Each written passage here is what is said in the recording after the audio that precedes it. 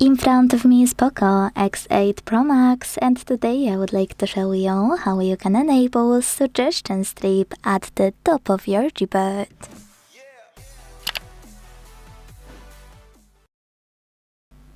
You need to begin by opening Devices Settings and scrolling all the way down to tap on Additional Settings available here.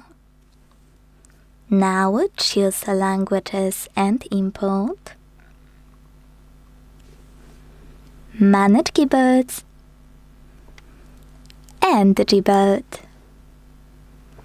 Following that, click on Corrections and Suggestions to scroll and use this switcher next to Suggestion Strip. When it turns blue, go back to check out your keyboard.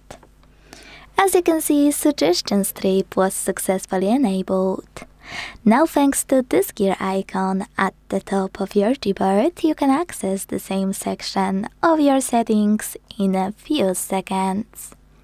Thanks so much for watching. If you enjoyed this video, leave a like, comment, and subscribe. Bye!